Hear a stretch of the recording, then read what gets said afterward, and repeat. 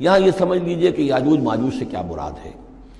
حضرت یافس علیہ السلام جو 3 بیٹے تھے حضرت نوح علیہ السلام کے، سام، حام، یافس۔ سامی نسل کے بارے میں تو ہم نے بہت کچھ سمجھ لیا کہ حضرت ابراہیم بھی سامی نسل سے تھے، پھر قوم عاد بھی سام ہی کے نسل کی ایک شاخ تھی، قوم سمود بھی اسی کی شاخ تھی، یہ تمام جو ہے یہ تو سیمیٹک ریسز ہیں۔ حضرت یافس کی اولاد نے یہ سینٹرل ایشین ماؤنٹینز کا جو سلسلہ ہے اس کو کراس کیا اور شمال میں چلے گئے، اور شمال میں جا کر دائیں بائیں پھیل گئے۔ پھر یہ میدان ہے، ٹنڈرے کے میدان اور فلانے میدان اور بڑے بڑے کھلے میدان ہیں، تو گویا کہ ایشیا کو درمیان میں جو سلسلہ کو ہے تقسیم کر دیتا ہے، ایک شمالی حصہ ہے، ایک اس کے جنوبی حصہ ہے۔ یہ شمالی میں چلے گئے اور جا کر پھر پھیلنے میں وہ مشرق کی طرف آئے تو چین اور ہند چینی تک یہ ساری قومیں جو ہے یہ یلو ریسز، یہ انہی کی نسل سے ہیں۔ اور مغرب میں چلے تو روس، اور روس سے ہو کر روس کے ساتھ ملتا ہوا علاقہ ہے اسکینڈینیوین کنٹریز کے ساتھ، پھر وہاں سے وہ اتر کے، اور یورپ کے بھی جو یہ مغربی ممالک ہیں، اینگلو سیکسنز جو ہیں، یہ بھی در حقیقت اسی سے اسکینڈینیوین کنٹریز سے اترے ہوئے لوگ ہیں۔ تو یوں سمجھ لیجئے کہ ویسٹرن یورپ اور ایسٹرن یورپ کا بھی خاص طور پر شمالی علاقہ، اور پورا یہ روس کا علاقہ، اور پورا صحرائے گوبی، اور پورا چین، اور وہاں تک جو ہے ہند چینی تک، یہ یافس کی نسل ہے۔ یافس کے جن بیٹوں کے نام تورات میں آئے ہیں، کئی نام ہیں، وہ کوئی ایک دو نہیں، ان میں گوگ اینڈ میگوگ بھی ہے، توبال بھی ہے، موسک بھی ہے۔ موسک ایک شخص کا نام ہے، اور موسکو ہو سکتا ہے کہ اسی نے آباد کیا ہو اور وہیں سے وہ نام بنا ہو۔ توبال اور بالٹک سی جو ہے اس ایریا کے اندر جو ہے بالٹک سٹیٹس، توبال ان کے ایک بیٹے کا نام تھا، یہ تورات کے اندر نام دیے گئے ہیں۔ گوگ اینڈ میگوگ، جاجوج ماجوج، یہ بھی انہی کے بیٹوں کی۔ یہ تمام اقوام جو ہے یہ وحشی ہیں، اور یہ تاخت و تاراج کرنا، لوٹ مار کرنا، یہ ان کا طریقہ ہے، اور ان کا ہے ذکر جو یہاں پر ہو رہا ہے۔ یہ جو سیلاب آیا تھا، کولونیل سیلاب جو ہم پر آیا تھا، جس میں کہ یہ اینگلو سیکسنز تھے، یہ سب کے سب جو ہیں یہ اسی نارڈک ریسز سے ہیں، یہ بھی یاجوج اور ماجوج کی نسل ہیں۔ ایک سیلاب ان کا آ چکا ہے جو آیا تھا یورپ کے سے نکل کر، یہ کولونیل سیلاب آیا اور پوری دنیا کے اوپر چھا گیا تھا، ایشیا اور افریقہ کو انہوں نے فتح کیا، کولونائز کیا۔ اب اگرچہ ان کی وہ بساط ایک دفعہ تو لپیٹ دی گئی ہے، وہ واپس چلے گئے ہیں، انڈائریکٹلی ہم پر حکومت کر رہے ہیں۔ ابھی ان کے جو ملٹی نیشنلز ہیں ان کے ذریعے سے، یا بینکوں کے ذریعے سے، IMF کے ذریعے سے، ورلڈ بینک کے ذریعے سے انڈائریکٹ حکومت ہے جو نیو ورلڈ آرڈر ہے۔ لیکن یہ ہے کہ ابھی ایک اور جو سیلاب ان کا آنے والا ہے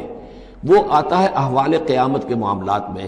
آرمگڈون کے بعد جب حضرت مسیح علیہ السلام کا نزول ہو چکے گا اور یہودیوں کا خاتمہ ہو چکے گا، اور پھر یہ کہ تمام جو عیسائی ہیں وہ مسلمان ہو جائیں گے، عیسائیت ختم ہو جائے گی حضرت مسیح علیہ السلام کے آنے کے بعد، اور مسلمان اور عیسائی مل کر ایک ملت بن جائیں گے، سب مسلمان ہوں گے۔ اس کے بعد آخری سیلاب پھر آنا ہے جو اس کے خلاف، وہ احادیث میں آتا ہے، پھر وہ یاجوج اور ماجوج کا ہوگا۔ اور میرے نزدیک یہ یاجوج اور ماجوج جو ہیں وہ ایسٹرن علاقے سے آئیں گے، چائنا وغیرہ سے، ہند چینی سے۔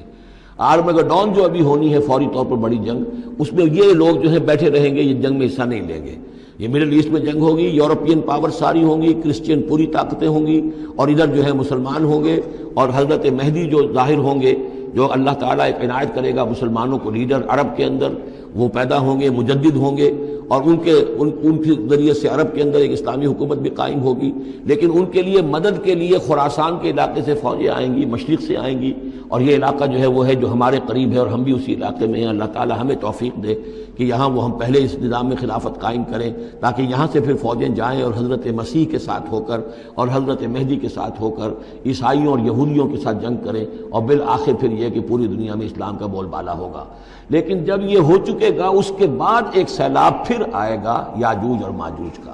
تو یہ چونکہ پوری ایک سلسلہ ہے، ایک نسلیں ہیں اس کے اندر بہت سی، تو ان میں چونکہ تفسیری اعتبار سے بہت سی باتیں جو ہے مختلف آراء بھی سامنے آئیں گی، تو میں نے جو رائے میری ہے وہ آپ کے سامنے بیان کر دی ہے۔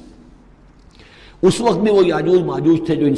شمالی دروں سے آ کر حملے کرتے تھے۔ قالوا یا ذا القرنین ان یاجوج و ماجوج مفسدون فی الارض، وہ جو میں نے عرض کیا ہے کہ قیامت کے قریب بھی معاملہ ہوگا، یہ سورہ انبیاء کی آیات 97-98 ہیں۔ حتی اذا فتحت یاجوج و ماجوج وهم من کل حدب ینسلون واقترب الوعد الحق فاذا هی شاخصۃ ابصار الذین کفروا۔ اب زیادہ دور نہیں، ہم سورہ انبیاء بھی قریب ہی آ رہی ہے، انشاءاللہ وہاں اس کو ہم پڑھیں گے۔ تو دو جگہ قرآن مجید میں یاجوج اور ماجوج کا ذکر ہے، ایک یہ جو قریب قیامت میں ان کا جو ظہور ہونے والا ہے، ایک اس وقت کا معاملہ یہ چھوٹا سا تھا کہ جو ذوالقرنین کے سامنے آیا ہے۔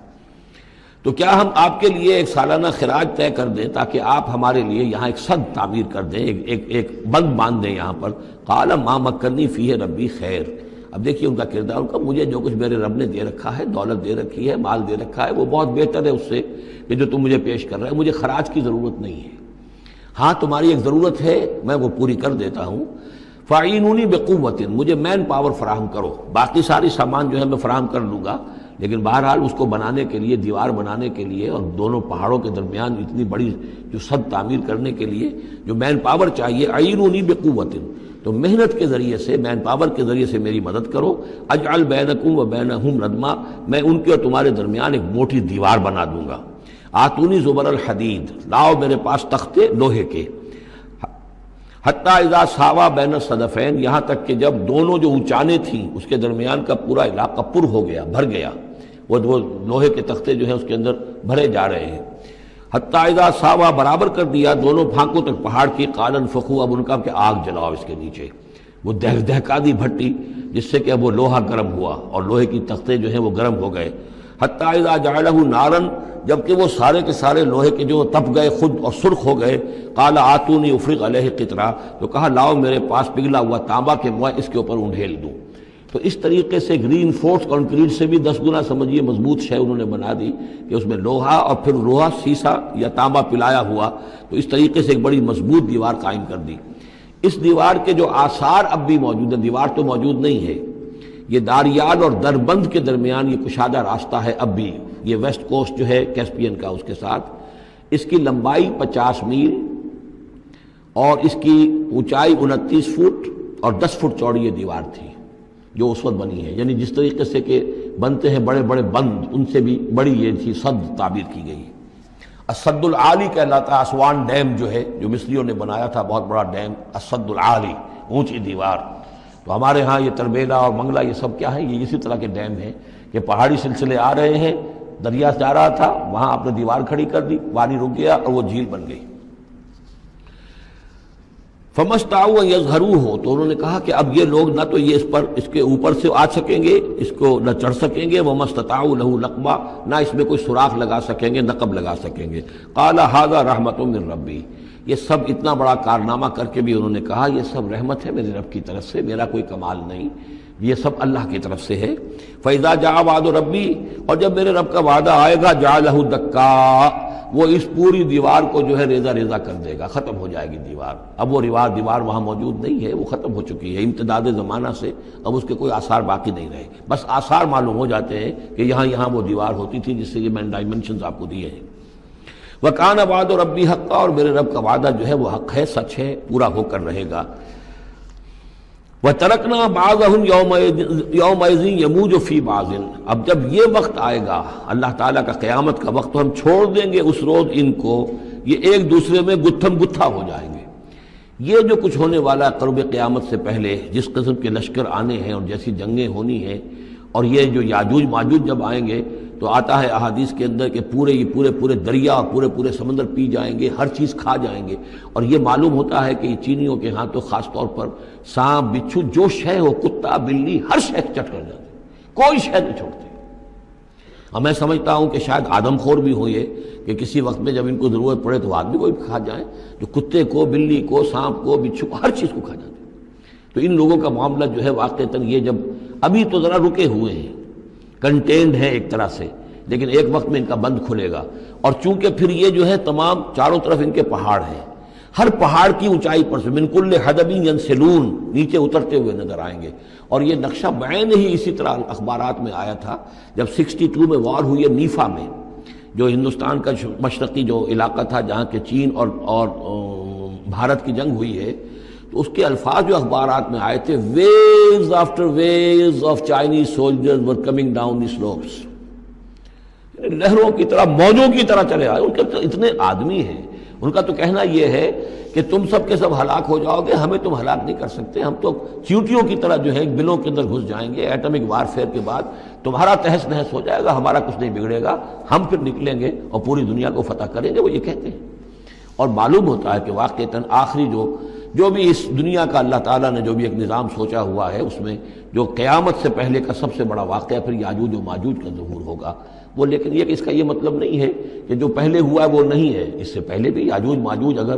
آج سے 2500 سال پہلے کا معاملہ بھی ہے تو آج سے چند سو سال پہلے کا بھی ہو سکتا تھا۔ یہ کسی یعنی ایک پورے یوں سمجھیے نسل کا نام ہے۔ وَتَرَكْنَا بَعْضَهُمْ يَوْمَئِذٍ يَمُوجُ فِي بَعْضٍ وَنُفِخَ فِي الصُّورِ، اور پھر سور میں پھونکا جائے گا، فَجَمَعْنَاهُمْ جَمْعًا، اور پھر ہم ان سب کو جمع کر لیں گے۔ وَعَرَضْنَا جَهَنَّمَ يَوْمَئِذٍ لِلْكَافِرِينَ عَرْضًا، اور اس روز ہم جہنم کو سامنے لے آئیں گے کافرین کے سامنے۔ یہ ہے تمہارا انجام، یہ ہے تمہارے لیے جو ہم نے تیار کیا ہے۔ الذین کانت اعینہم فی غطاء عن ذکری، وہ لوگ کہ جن کی نگاہیں ہمارے ذکر سے کوری ہو چکی تھیں، پردہ پڑا ہوا تھا ان پر، ہم یاد نہیں تھے، بس دنیا سامنے تھی، مسبب الاسباب کو بھول گئے تھے، اسباب پر سارا بھروسہ تھا، مادی اسباب و وسائل، مادی نعمتیں، مادی مال و اسباب، مادی چیزیں جو ہیں، یہی کی چمک دمک، یہی کی رونقیں، یہی کی شان اور شوکت، اسی کے پیچھے پڑے ہوئے تھے۔ وَكَانُوا لَا يَسْتَطِيعُونَ سَمْعًا، اور وہ سماعت سے بھی بہرہ مند نہیں رہے تھے، اب سن بھی نہیں سکتے تھے، حیوانوں کا سا سننا سنتے تھے۔